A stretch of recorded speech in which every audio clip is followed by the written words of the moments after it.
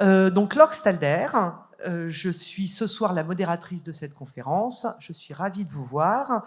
Et donc, le thème partagé sera Finance au féminin, comment accéder au poste à responsabilité. Donc, je suis directrice commerciale chez HSBC dans le cash management, 27 ans d'expérience en banque. Mais je suis ce soir la modératrice parce que j'ai beaucoup travaillé aussi mon réseau, ma visibilité ces dernières années. Je suis co-responsable du réseau mixité d'HSBC et je suis aussi au board, donc au conseil d'administration de Financiel. Financiel, c'est une fédération de 18 banques et assurances et c'est une fédération d'associations de mixité. Voilà. Donc d'où cette thématique qui me tient à cœur. Donc je suis ravie ce soir d'accueillir 4 personnalités. Donc je vais vous demander chacune de vous présenter, puis après nous rentrerons dans le vif du sujet. Donc nous allons commencer par Stéphanie Bouget. Bonsoir à toutes. Donc moi je suis Stéphanie. Donc Stéphanie Bouget, je suis la DRH de Marex pour la région Europe et Moyen-Orient.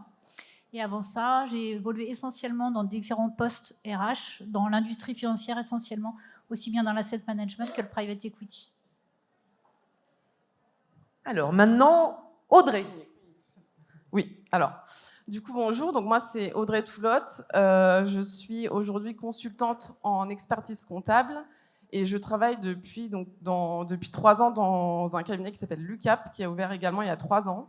Je suis également en train de préparer mon DEC, mon diplôme d'expert comptable, et du coup, j'ai un parcours audit et commissariat aux comptes et expertise comptable. Merci. Marie.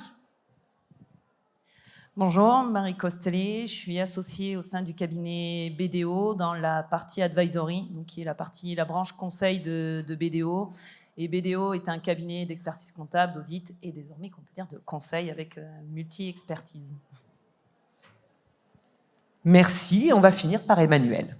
Oui, bonjour à toutes et à tous, puisqu'on a un seul représentant de la gente masculine ce soir. C'est suffisamment rare, notamment dans le domaine financier, pour être observé. Je suis Emmanuelle Yanakis, je suis managing partner et fondatrice d'un fonds d'investissement, Blue Like an Orange Sustainable Capital. Je suis avocate de formation. J'ai ensuite fait 7 ans d'audit financier chez Arthur Andersen et j'ai eu un certain nombre de fonctions en direction financière et en comité direction et comité exécutif au sein de banques et d'assurances au sein du groupe Crédit Agricole. Merci. Alors, comment accéder au poste à responsabilité ? Bien entendu, c'est un sujet qui est important dès le début de votre carrière et tout au long de votre carrière. C'est un vrai process itératif que de vouloir accéder à des postes à responsabilité. Et il y a ce travail dans le temps de tous les sujets qu'on va pouvoir partager ce soir, qui sont importants dès le début de votre carrière. Donc, on va commencer par 2 questions qui me semblent importantes déjà, pour chacune d'entre vous, et partager aussi votre ressenti sur le sujet. Qu'est-ce qui vous a aidé à accéder à des postes à responsabilité ? Et donnez-nous vraiment des exemples concrets, voilà, pour pouvoir partager avec tout le monde ce soir. Et puis, dans votre parcours, est-ce qu'à un moment donné, vous avez rencontré des difficultés dans cette ascension qui pourraient être liées à votre genre, liées au fait que vous soyez une femme ? Voilà. Je vous propose de commencer par Audrey pour ces 2 premières questions. Ouais, alors du coup, donc moi je suis, comme je vous l'ai dit, consultante au sein d'un cabinet où du coup on intervient auprès de directions financières. Donc, comme on le sait, c'est particulièrement très masculin comme domaine. Et j'interviens pour des sujets de remplacement, d'aide au sein de différents projets, de changement d'outils, etc. Et du coup, c'est vrai qu'on arrive dans un domaine où c'est très masculin, où il faut prendre confiance et voilà, montrer son expertise auprès de tout le monde. Et c'est sûr que des fois, ça peut être un peu compliqué. Moi, je suis arrivée donc, dans le cabinet il y a 3 ans. Il venait d'ouvrir. En fait, ça a ouvert en février. Je suis arrivée en mars. Et j'ai été très accompagnée, donc, je dirais, par un mentor, du coup, qui est une femme aussi, Donc, c'est mon experte comptable aujourd'hui qui s'appelle Mélissa Lucas et qui a été d'une aide et qui est toujours d'une très grande aide pour moi au sein du cabinet et qui aujourd'hui écoute tous les collaborateurs parce qu'on a grandi aujourd'hui, mais qui nous aide vachement. Et je pense qu'il a fait face aussi à des difficultés auprès de différentes directions financières, différents clients, parce qu'on a des clients en expertise comptable également. Et voilà, donc c'est vrai que ça peut être un peu compliqué quand on arrive... Alors, en plus, bon, je suis un peu plus jeune, du coup. Mais du coup, il faut savoir montrer qu'on a confiance. Alors moi, j'ai pas eu de difficultés. En tout cas, j'ai rien entendu de sexiste. Mais je pense que ça peut arriver de nos jours. Et voilà, je pense qu'il faut vraiment avoir confiance et tout simplement se dire que la femme a autant sa place qu'un homme dans ce domaine-là. Merci. Alors, ce qui est rassurant, comme tu dis, c'est que moi, qui ai quand même une grosse expérience sur la partie bancaire, j'ai eu beaucoup, il y a 10, 20 ans, de remarques de certains de nos clients, voilà, du fait qu'on venait présenter des dossiers importants et que nous étions une femme à l'époque. C'est arrivé. Je suis plutôt rassurée d'entendre qu'aujourd'hui, ça ne soit pas le cas, en tout cas dans ton domaine. Merci Audrey. On va continuer donc par Marie. Alors, je vais présenter un peu mon parcours. Donc, comme Audrey, très axée expertise comptable. Mon but initial, c'était vraiment de passer le diplôme, être associée dans un cabinet. Donc ça, c'était l'objectif dès mes études. C'est souvent un peu, quand on fait les études dans ce domaine-là, un peu la cible. Et quand on a discuté ensemble de cette conférence, j'avais pas spécialement, en tout cas, de limite à me dire à ce moment-là, j'y arriverai pas parce que je suis une femme, parce qu'il y a quand même beaucoup d'hommes dans les différents cabinets de la finance en général. Et donc, j'ai changé plusieurs fois de cabinet, plus parce que je trouvais pas forcément ma place, mais c'est vraiment cet objectif de devenir associée. Donc, j'ai fait 8 ans en audit dans plusieurs cabinets, puis après, j'ai découvert le conseil. C'était quelque chose que j'avais envie de plus voir. Donc, le conseil, donc je fais de la transformation financière et on accompagne les sociétés dans les directions financières, dans vraiment l'amélioration de leur performance. Donc, c'est très large. Ça passe par l'orga, les process, les outils.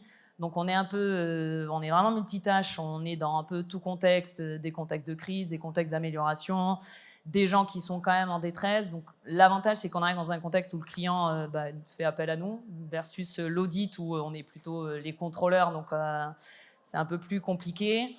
Et voilà. Et donc, c'est vrai que j'ai découvert ce métier, je l'ai beaucoup aimé. Et c'est vrai que les associés donc, sont plutôt masculins. Mais j'ai eu vraiment cette envie d'essayer de faire ma place, d'évoluer. Et je trouve vraiment ce qui m'a aidé, c'était d'avoir les mentors.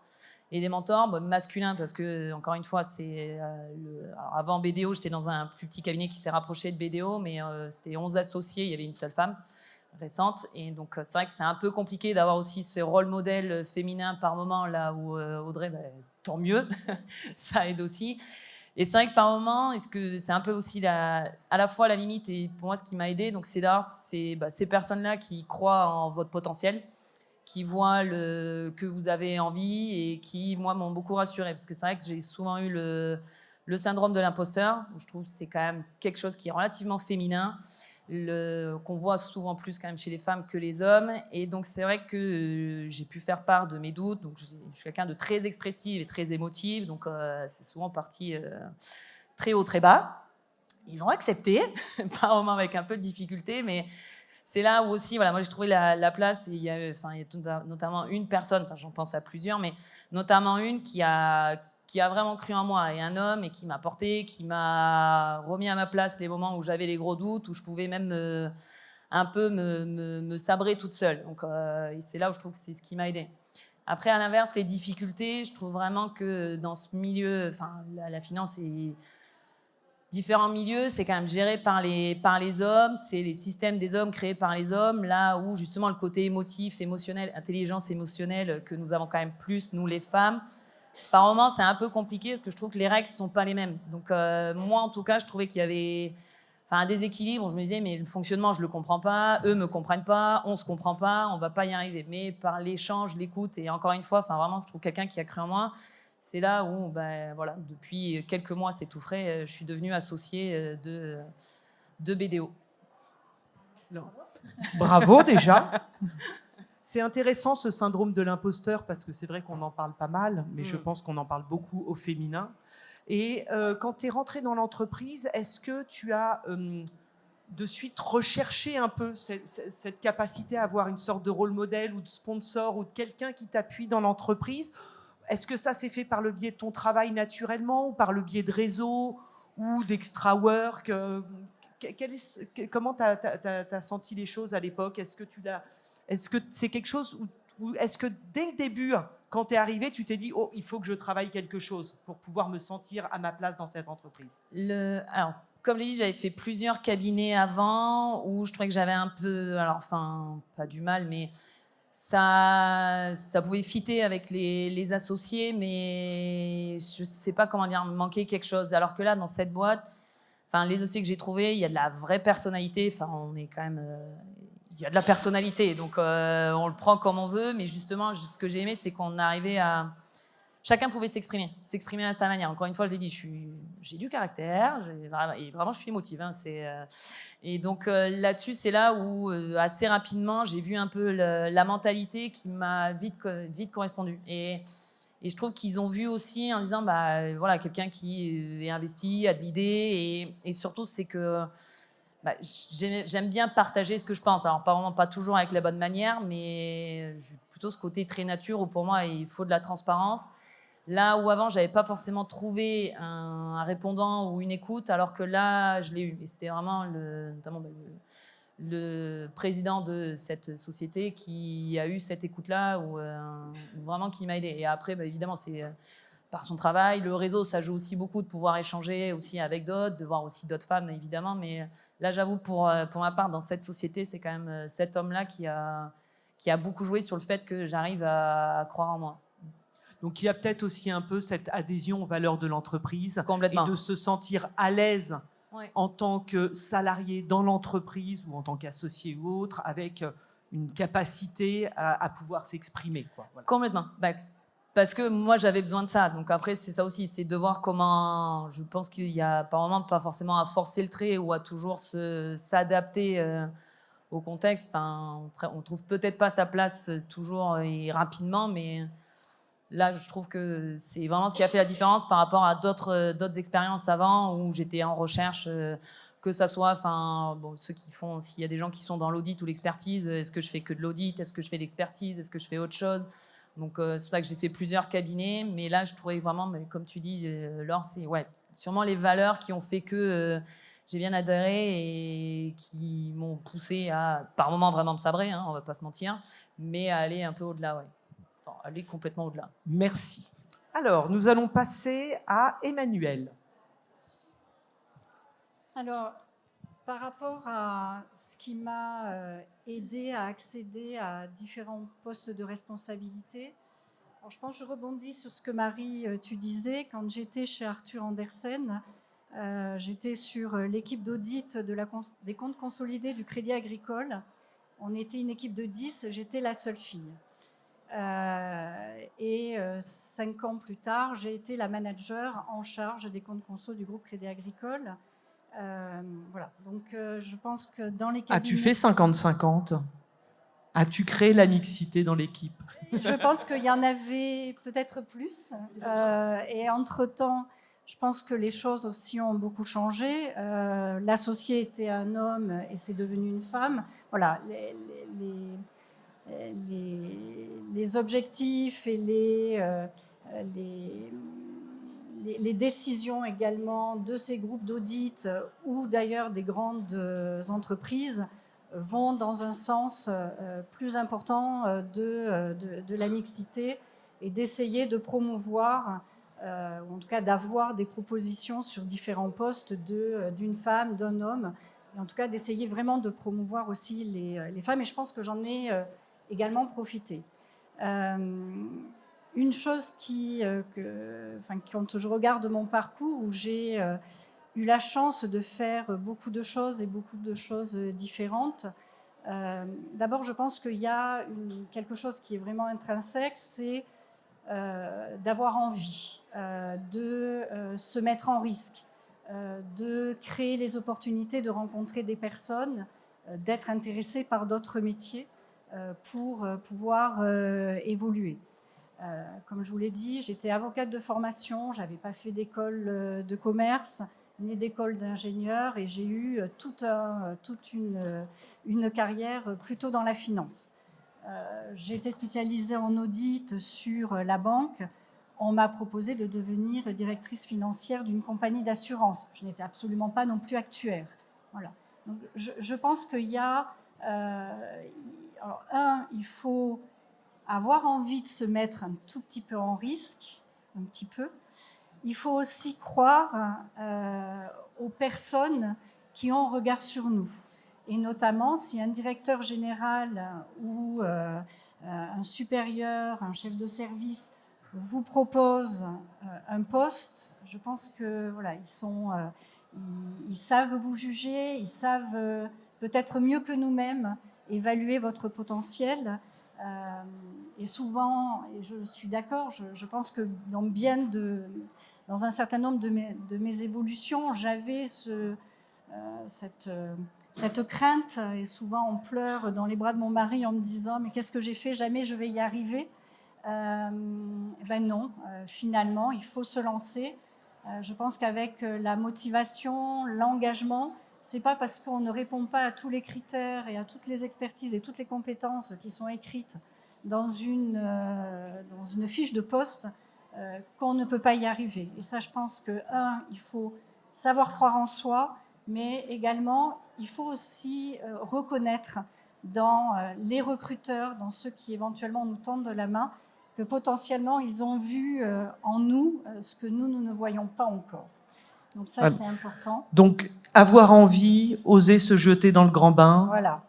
Alors, je pense qu'il y a aussi une autre chose qui est importante, c'est faire des choix et les assumer. Dans toute ma carrière, il y a eu des moments où j'étais un peu plus présente auprès de ma famille et d'autres moments où je l'étais un petit peu moins. Et je me souviens beaucoup de mon papa, en plus, qui me disait « Mais ma chérie, tu oublies que tu es mariée et que tu as des enfants. » Ça, c'est très difficile, parce qu'on a déjà souvent une culpabilité voilà, de ne pas être suffisamment présente, de ne pas avoir des moments... on fera la distinction entre le qualitatif et le quantitatif. Alors moi, je me rassurais en me disant, au moins, le peu de temps que je passe avec eux... c'est super, mais je pense que c'est aussi un vrai sujet, mais là qui est très personnel, et je me garderai bien de donner des conseils à chacune d'entre vous, mais en tout cas, quand on fait des choix, il faut les assumer. Voilà. Et qu'à certains moments de carrière, quand on veut progresser, eh bien souvent, ça demande un engagement professionnel qui est un peu plus important. Voilà, donc ça, c'était quelque chose aussi que je voulais partager. Et éviter la culpabilité. Et éviter la culpabilité. Sinon, les journées vont être compliquées et longues. Voilà, à la fois au travail et à la maison. Et puis, alors peut-être sur la réponse sur les difficultés. Donc, je rejoins ce qui a été dit sur vraiment les mentors. Je pense qu'à chaque étape de ma carrière, j'ai eu quelqu'un qui a su me tirer, qui a su me proposer, voilà, et qui a su me faire évoluer. Et puis, j'ai aussi eu la chance d'être dans un groupe, le groupe Crédit Agricole, qui avait voilà, de vraies ambitions pour la place des femmes. Et ça, je pense que c'est vraiment aussi important. Et on parlait tout à l'heure de valeurs et d'alignement. Voilà, toutes les entreprises n'ont pas le même alignement. Donc ça, c'est aussi un choix que nous devons faire. Et puis, et là, j'en reviens sur les difficultés. Ça m'est arrivé, alors pas tellement dans ma progression, mais j'ai eu la chance de faire partie d'un comité exécutif au sein du groupe Crédit Agricole où j'étais la seule femme.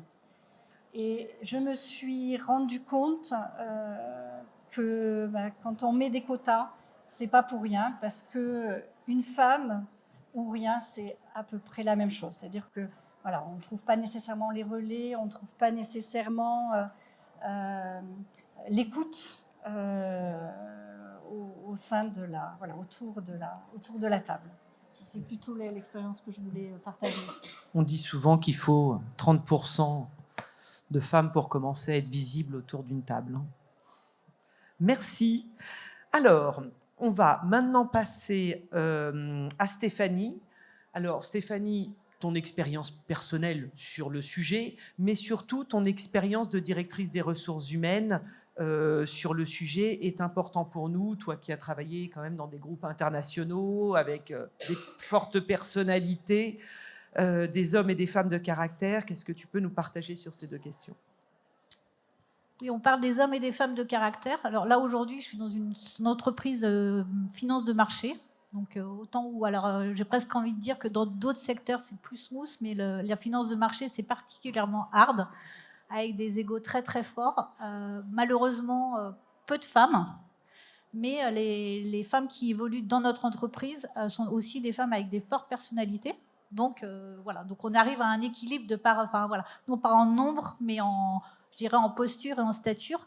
Je pense que nous, l'équipe RH, on est aussi très très moteur. Enfin moi j'ai une équipe avec moi, on est très très moteur justement pour créer des conditions pour que les femmes puissent se faire voir, puissent s'exprimer.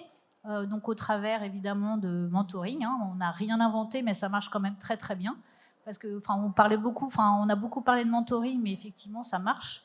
Donc ça, on sait faire, on le crée. Alors, et ce qui est assez intéressant, c'est qu'au départ, c'est une initiative RH sur laquelle on communique énormément. On va chercher les mentors et les mentees se choisissent, on les accompagne. Et après, on se rend compte qu'il y a plein de, je dirais, de comités non officiels qui se créent. C'est-à-dire que les femmes, entre elles s'identifient, elles se reconnaissent et ensemble, elles se donnent des tips et elles évoluent ensemble pour pouvoir justement se sentir plus fortes et évoluer au sein de l'entreprise. Ce qu'on fait également, c'est qu'on donne l'opportunité à chacune d'entre elles de travailler sur des projets un peu d'envergure pour qu'elles viennent un peu, je dirais, pitcher auprès de certains comités pour mettre en avant en fait ce qu'elles savent faire et comment elles le font. Et elles le font plutôt très bien. Donc ça, on aime bien faire ça et ça marche en fait aussi. Non, et puis on est très très présent et aussi on est très bon, en tout cas on essaye de créer des opportunités dans l'entreprise. Donc c'est vrai que quand il y a une opportunité qui se présente, on aime bien aller regarder dans nos viviers féminins s'il y a des femmes qui pourraient répondre à ces besoins. Et je suis assez fière. On réfléchissait avec l'équipe cet après-midi sur des cas et j'en ai parlé avec ma big boss qui est basée justement à Londres, de dire est-ce qu'on a des stories ou des success stories Et oui, en fait, on a réussi à faire évoluer des femmes qui venaient des fonctions support sur des postes de front broker, avec effectivement c'est assez dur au quotidien. Et elles y sont arrivées. On a fait évoluer quelqu'un qui était juriste justement sur un poste de broker, une autre jeune femme qui venait des opérations qui, elle, également a évolué sur un poste de broker. Ou encore, j'ai un autre exemple d'une femme à Londres qui était responsable risque et qui aujourd'hui en fait est responsable de tout le cross-selling en fait au niveau du groupe. Elle a d'ailleurs pitché il n'y a pas longtemps au niveau du Comex avec standing ovation parce qu'elle a réussi à faire des choses très très fortes et très très bien. Donc c'est un petit peu ce qu'on arrive à faire et qui marche extrêmement bien. Je pense que ce point-là, il est essentiel. C'est-à-dire que quand vous rentrez en finance, vous rentrez dans des grosses structures des fois, d'accord ? Vous rentrez dans des banques, des assurances, des cabinets, des brokers, etc., dans des structures où il y a différentes opportunités. À toutes les périodes, et moi je le vois après 27 ans de carrière, on arrive à certains moments à enfoncer les portes, à bouger. Moi, je suis rentrée par les agences et la clientèle corporate, et un jour j'ai dit, moi j'irai en salle des marchés. Et j'ai fait 10 ans de salle des marchés. On ne peut pas dire ce n'est pas possible. C'est tout à fait possible. Vous rentrez dans des structures qui sont tellement énormes, où vous avez tellement d'opportunités, que oui, si vous voulez, vous pouvez avoir cette visibilité et puis peu à peu vous faire connaître et avancer dans l'entreprise. Donc voilà, prenez ces opportunités, je pense qu'elles sont vraiment essentielles. Et n'attendez pas surtout qu'on vienne vous voir, hein, ça c'est fini ce monde-là. D'ailleurs, il y a 15 ans, c'était déjà pas le cas non plus. Hein. Est-ce que tu avais d'autres choses, Stéphanie, ou est-ce que vous vouliez rebondir par rapport à ce qu'on s'était dit ? Non, c'est bon. Alors, pour conclure, je vois que le temps avance, et puis surtout pour vous laisser un petit peu de temps pour poser des questions, je pense que c'est important. pourriez-vous chacune donc nous donner 1 ou 2 tips pour faire carrière vers des postes à responsabilité pour les personnes qui sont présentes et qui nous écoutent aujourd'hui? Audrey, pour commencer. Pardon. Moi, je suis au tout début de ma carrière. Hein. Ça fait 5-6 ans que je suis en CDI. Donc, ce que je pourrais dire, c'est vraiment... je rebondis un peu sur le syndrome de l'imposteur, mais c'est vraiment ne pas avoir ce syndrome, se dire qu'on peut y arriver, de prendre confiance. Moi, c'est sûr qu'au début, quand j'arrivais dans les directions financières, je me suis dit, mais qu'est-ce que je fais là? Je vais jamais y arriver. Enfin, j'étais au tout début de ma carrière, toute jeune et toute femme, hein, parce que du coup, c'est vrai que encore ce qu'on dit, mais c'est rempli d'hommes. Et en fait, j'ai pris confiance et ça m'a donné un gain de maturité énorme. Et aujourd'hui, je ne regrette pas du tout d'être dans ce secteur-là. Je suis très fière du parcours que j'ai aujourd'hui. Et je pense que c'est grâce à toute la confiance que je me suis prise et qu'on m'a donnée également. Donc voilà, c'est vraiment garder confiance, remonter les manches, se dire qu'on peut y arriver. Je ne vois pas pourquoi on n'aurait pas notre place, nous. Donc voilà, je pense que c'est le principal, en tout cas aujourd'hui, le principal conseil que je donnerais. Évidemment, je vais retourner sur le rôle du mentor, de trouver cette personne qui va vous aider à prendre confiance. Enfin, on parle beaucoup de confiance, de mentor, d'oser, mais c'est quand même, je trouve, un peu ce dont les femmes ont besoin. Donc, on a le droit d'aller chercher ce dont on a besoin. Donc, voilà, je pense, moi en tout cas, ça m'a beaucoup aidé d'avoir ce mentor où on s'est trouvé mutuellement, mais il ne faut pas hésiter à aller chercher ce qui nous correspond, que ce soit en termes d'entreprise ou en termes de personnes. Et clairement, toujours, ça drop de l'imposteur. Franchement, là-dessus, je pense qu'on l'a un peu tout dit. On peut vraiment, et franchement, il faut y aller. Peut-être dit un petit peu différemment, mais toujours avec la même idée. Une carrière, elle n'est pas linéaire et elle est très intentionnelle. Vous ferez de votre vie professionnelle ce que vous avez envie d'en faire. Je me souviens quand j'étais toute jeune, je disais on ne fait pas ce qu'on peut, on fait ce qu'on veut. Alors bon, de temps en temps, il y a des nuances à apporter, mais je pense qu'il faut avoir une grande volonté. On a vu beaucoup d'entreprises, et Stéphanie, tu en es le témoin, mettre en place beaucoup de choses, mais n'attendez pas non plus que ça vous tombe par l'employeur. Soyez vraiment proactif sur votre carrière et sur votre évolution. Autre chose qui me semble assez important, c'est de savoir rester soi-même. On est des femmes, mais on a notre sensibilité, notre émotion, peut-être de temps en temps nos sautes d'humeur. On n'est pas des hommes et je pense qu'il faut savoir rester des femmes, même dans un milieu d'hommes. Merci. Stéphanie. Moi, j'ai envie de dire créer du lien. Enfin, c'est un peu mon motto du moment, en fait. Donc, avec les équipes, je leur dis créer du lien, mais c'est se rendre visible, en fait, et faire savoir. Donc, voilà. Donc, aujourd'hui, on a plein de moyens. Alors, c'est vrai qu'on va se dire, il y a le télétravail, on travaille à distance, c'est plus compliqué d'aller prendre un café. Il y a des cafés virtuels et on a des caméras. Donc, c'est créer du lien. Appeler la personne, montrer sa caméra, se présenter, je pense que ça fait aussi la différence. On a tendance des fois à rester en imaginant que, mais voilà, on est nos premiers ambassadeurs, c'est vraiment nous, donc c'est vraiment ça, voilà. Et puis se rendre visible et oser surprendre. Enfin voilà, je pense que c'est vraiment ça qui me semble important aujourd'hui pour pouvoir continuer, s'épanouir, être heureux et évoluer dans l'entreprise. Merci. Et c'est vrai qu'oser surprendre, je trouve que c'est intéressant. Mes patrons me demandent chaque année, voilà ta feuille de route, voilà ce que tu as à faire. C'est très bien. Aller un peu plus, aller au-delà. Quand à la fin de l'année, je lui dis, j'ai fait mes targets. Ouais, super. C'est ce qu'on t'a demandé. On te remercie, t'es payé pour ça. Voilà. Donc, quelque part, c'est ce que j'ai pu apporter en plus. C'est là où j'ai osé surprendre aussi, qui me permet aussi de me démarquer et d'aller rencontrer d'autres personnes, c'est-à-dire qu'il y a votre travail et puis il y a toute la transversalité de votre job qui vous fait rencontrer beaucoup de personnes. Et c'est ces personnes-là, moi je trouve, qu'il faut après aller solliciter parce que vous leur avez montré que vous bossiez bien. Et le fait d'aller les contacter, leur dire « Tiens, sur tel projet, on a bossé ensemble, je parlerai bien avec toi, qu'est-ce que tu en penses, comment tu me vois évoluer dans l'entreprise ?» personne ne vous refusera jamais ça, surtout si vous avez déjà montré que vous saviez faire votre job. Et j'ai cet exemple, moi, un jour, quand je suis rentré dans cette salle des marchés, et je peux vous jurer que je ne venais pas de la salle des marchés, j'avais 10 ans d'expérience, j'ai attendu presque 1 an avant vraiment de m'épanouir dans cette salle des marchés. Pendant 1 année, je ne suis pas sûr qu'il y ait beaucoup de gens qui m'ont parlé. J'ai essayé, mais j'ai senti que je n'étais pas forcément à ma place, qu'il fallait que je fasse mes preuves. Et peu à peu, je me suis rendu compte que c'était quand même un management très horizontal et que rapidement, je pouvais avoir accès au N+2, +3. Et puis, j'ai proposé des idées. J'ai osé.